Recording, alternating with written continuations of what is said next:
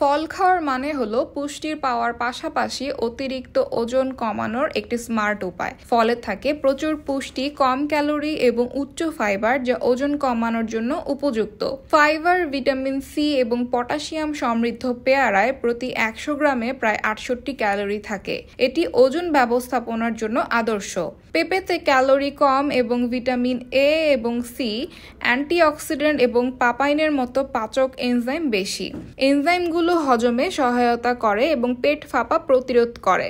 90% তৈরি তরমুজে vitamin A এবং C, potassium এবং অ্যান্টিঅক্সিডেন্ট সহ প্রতি 100 গ্রামে 30 ক্যালোরি রয়েছে। তরমুজ হাইড্রেটেড এবং পরিপূর্ণ রাখে এবং ক্যালোরি গ্রহণ কমায়। Apple dietary fibre, vitamin C এবং অ্যান্টিঅক্সিডেন্টে সমৃদ্ধ।